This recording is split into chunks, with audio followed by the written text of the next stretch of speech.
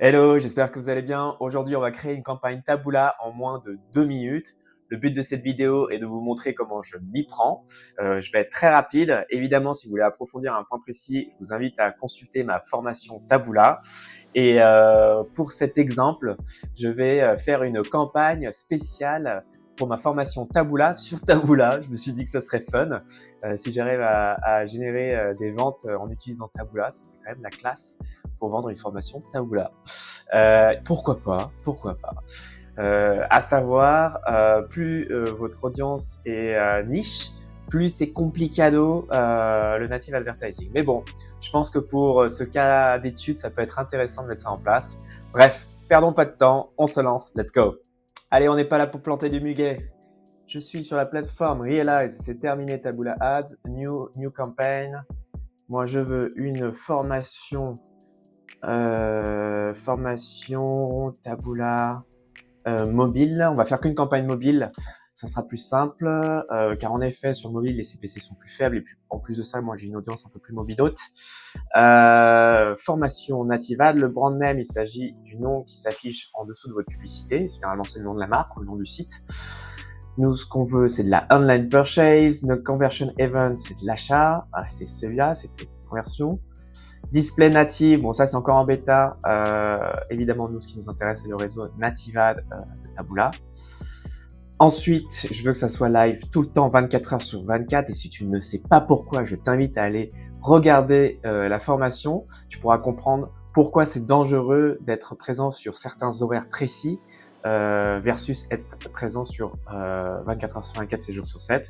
Vraiment, je détaille très précisément ce point précis. Sur la France, voilà, je vais être présent sur toute la France. Sur mobile, si tu ne sais pas pourquoi, il faut avoir un device ciblé par campagne. Pareil, je t'invite à aller voir la formation. Pas d'operating system, on s'en fout. Browser, on s'en fiche. Contextual targeting, on s'en fiche. Topic segment, on s'en fiche. Audience targeting, on s'en fiche. Et évidemment, My Audience, ce que j'ai fait, c'est que j'ai créé 2 événements. Un événement pour l'inscription à la newsletter, un événement pour achat sur site, achat de la formation. Et par conséquent, je les exclus par défaut de ma campagne, ce qui me permet d'avoir une campagne de prospection toute clean. Aussi, la raison pour laquelle j'ai créé ces événements, c'est que j'ai pu créer aussi des segments d'audience en fonction de mes règles de conversion. Comme ça, je peux déjà populate, je peux déjà nourrir mes différents segments d'audience. On est à combien? On est à 2 minutes. Bon, c'est bon, on est presque bon. Voilà, moi je veux le CPA, je veux être en maximize conversion. Tu sais pas s'il faut être en maximize conversion ou en CPA feature. Il faut évidemment mettre le maximize conversion pour commencer. Si tu ne sais pas, va voir la formation. On va commencer soft. Pareil, si tu ne sais pas quel budget il faut insérer par rapport à tes objectifs et pour avoir assez de data pour pouvoir générer, pour que les algorithmes soient efficaces, va sur la formation.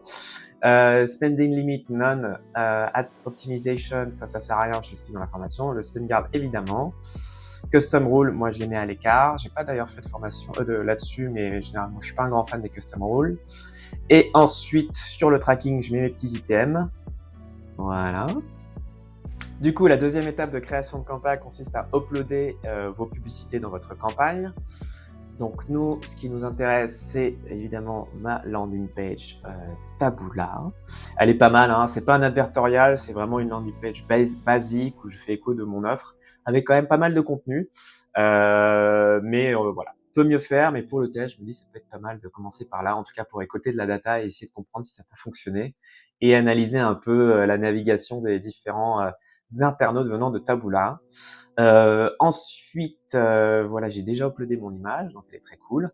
Pareil, dans la formation, j'explique quelles sont les images à privilégier et surtout ce qu'il faut éviter. Voilà, je partage toutes les bonnes pratiques.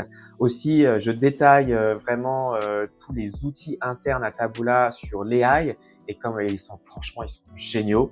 Il faut les utiliser. Là, je vais pas les utiliser pour cette campagne, c'est un peu trop tôt, mais clairement, je vous invite à les utiliser et franchement, c'est super parce qu'en fait, ce que fait Taboola, c'est qu'ils intègrent déjà leurs propres bonnes pratiques sur la façon dont ils vont vous suggérer une image AI ou un titre ou une accroche AI. Et ensuite, évidemment, il nous faut nos titres. Moi, je les ai déjà préparés. Alors, comme vous pouvez le voir, ce sont des titres courts, avec une formulation précise et en effet, je détaille tout ça dans ma formation que je vous invite, je ne sais pas combien de fois je l'ai dit dans cette vidéo, que je vous invite à consulter, où je mets, la forme interrogative, formation Taboola et si vous devenez expert. Aussi, je mets la forme négative, pas de résultat avec Taboola, formez-vous. Il y a une raison à ça. Vraiment, la façon dont j'ai écrit mes différents headlines, c'est vraiment ma manière de créer des titres pour essayer de comprendre ce qui fonctionne et ce qui ne fonctionne pas, à savoir certaines formes ont tendance à mieux fonctionner dans certains cas et c'est vrai que quand vous vous lancez sur Taboola et vous faites ces premiers tests en amont, ça vous permet de vous assurer d'avoir un maximum de data cohérente pour ensuite affiner vos A/B tests et vous rapprocher de vos objectifs business, de vos KPI. Voilà, pareil, dans la formation, j'explique pourquoi je mets pas de description et de call to action. C'est pas mon truc. Et hop, on y va, il faut cliquer sur Submit. Voilà, comme vous pouvez le voir, c'est très simple de créer une campagne Taboola à partir du moment où elle respecte bien les bonnes pratiques et qu'elle est correctement paramétrée en amont, car c'est vraiment dans le paramétrage que très souvent, quand je dis des comptes, je retrouve les mêmes erreurs. Dans ma formation, et je suis désolé, hein, j'en ai beaucoup parlé pendant la vidéo, mais vraiment, je détaille et j'explique tous ces aspects-là. Franchement, pour 50 € par mois, c'est un gain de temps considérable. Pour moi, c'est un no-brainer. Mais bon, après, voilà, j'ai vraiment eu des feedbacks extrêmement positifs sur toutes les personnes toutes les personnes qui ont suivi cette formation. Et en plus de ça, j'ai créé un Slack privé où on peut échanger et vraiment s'assurer que derrière, il y a une réelle compréhension et une mise en pratique immédiate des learnings de la formation. Bref, j'ai été assez long. Qu'est-ce que je voulais dire? Oui, je vais faire la même chose avec Codbrain et aussi, si je reçois une vingtaine de likes, je vais lancer la campagne et je vais m'enregistrer en train de l'optimiser et aussi, comme ça, je pourrais vous partager mon interprétation, mes observations sur les premières performances et vous pourrez plus facilement voir comment je m'y prends sur la manière dont je vais optimiser ma compréhension des premiers résultats et quelles sont les différentes méthodes que je mets en place pour améliorer les performances, en tout cas pour maximiser la rentabilité de ma campagne Taboola. Du coup, une campagne Taboola où je vends une formation Taboola. Voilà, merci pour votre écoute, à bientôt et puis likez, partagez, abonnez-vous à la chaîne. Vraiment, c'est le but de cette chaîne et il faut que je termine cette vidéo, Fabien. C'est bon, allez, ciao.